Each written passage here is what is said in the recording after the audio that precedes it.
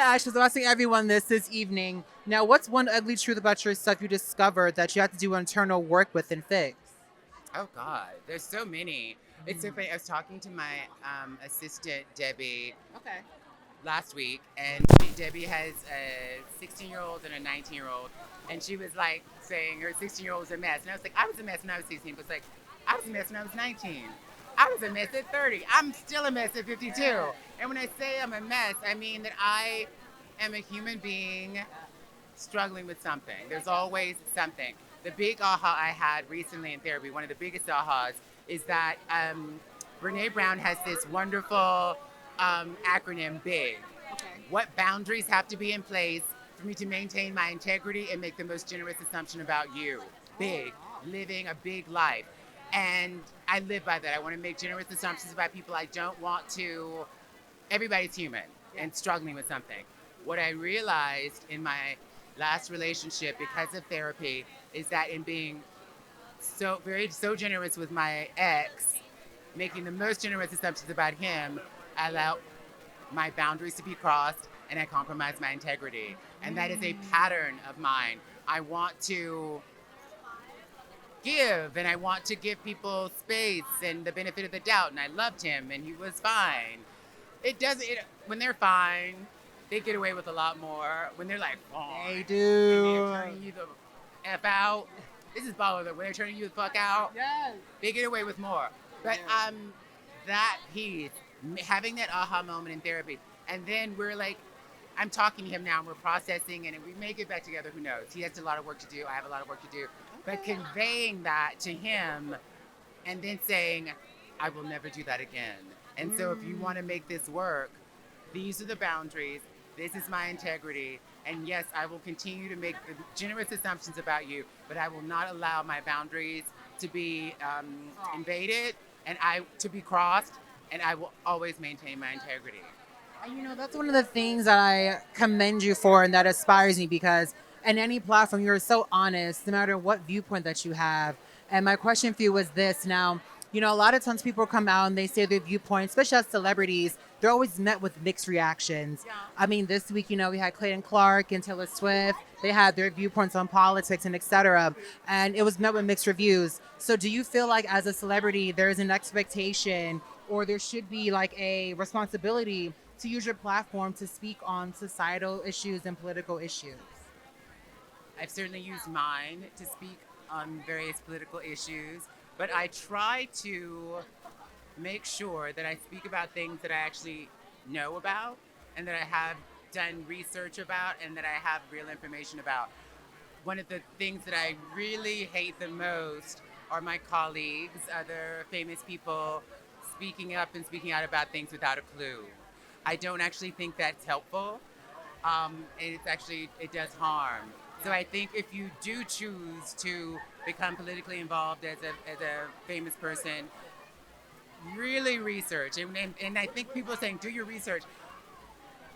I, I mean, cross-referencing sources. I mean, and then also, what are our, people have different politics, right? But for me, it's like cross-referencing sources. And then I think structurally, and I think about the least of these. Who are the people who are most impacted by an issue, the people who are most marginalized, thinking about their perspective and always trying to like put myself in an empathetic place with those folks.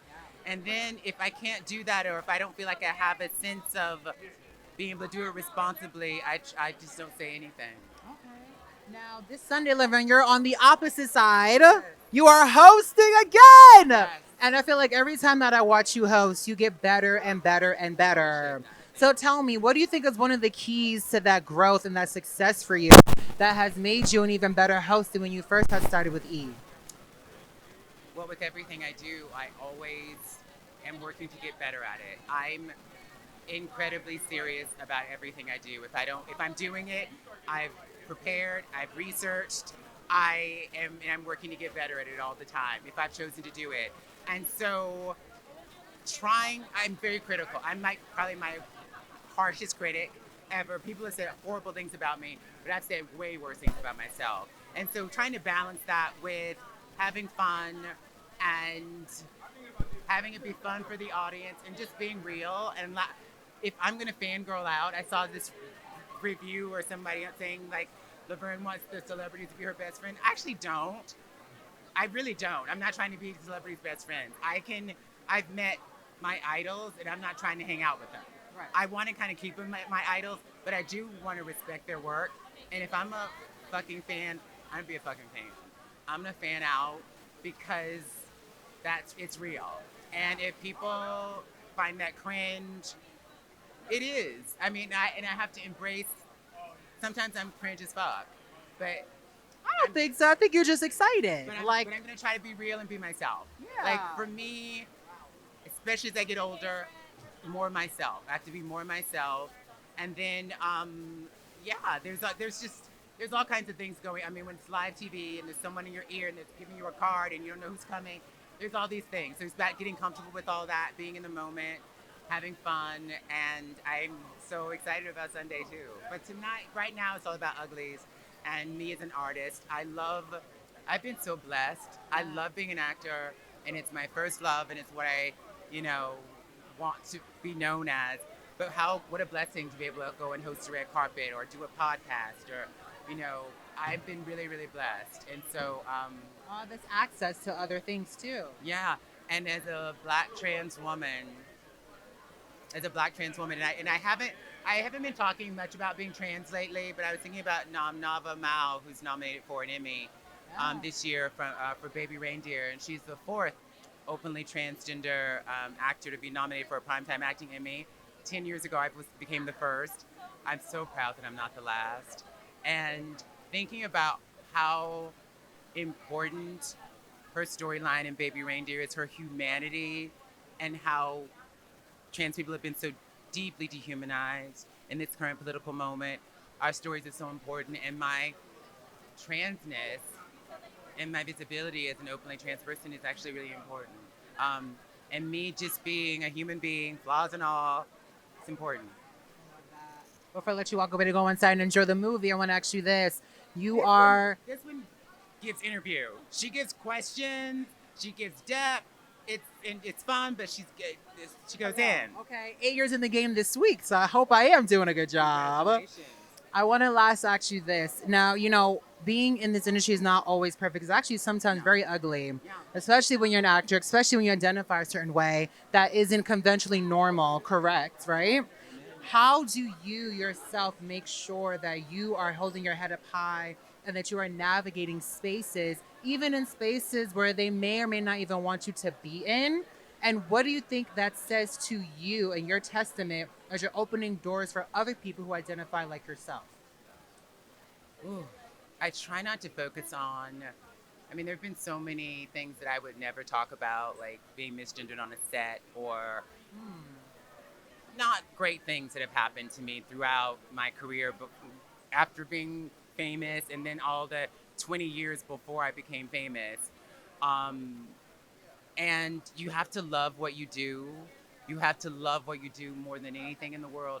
And it has to be, I've had beautiful training. One of my teachers, Brad Calcaterra, he started a class in 2010 for LGBTQ actors, and it was the first time I got to express my transness in an acting class. And I've been studying acting since the 90s. I was a dance major in college, but started studying acting in college in the 90s. And it's the first time I got to deal with my transness in an acting class. And one of the things he said to us is that all kinds of things may be said on set, but when the director says action, none of that matters. And that training, my training with Susan Batson, who's my acting mentor, another incredible acting coach, a beautiful black woman who coaches Nicole Kidman and all of the greats, you must be undeniable. If you do the work as an actor and create a walking, talking human being, the work will be undeniable, and people will see, and you can shift people's molecules with this work of being an actor, because through storytelling and through showing your humanity and the humanity of a character, that shifts consciousness. And so then, with that higher purpose in mind, nothing, I've been on sets with all kinds of drama, and I have no idea that it's happening, because I swear to you, I am so focused on my job, and when the director says action, that I am prepared to do what has to be done for the work, to honor the work, And that's what it's about. So it's like you're here for a reason, and you can't let any of the noise or anybody keep you from the calling. That's what it is for me. That like this camera's on. I don't care what else is going, what else is happening. I have to deliver. I have to be prepared, and I will not be distracted. I will not.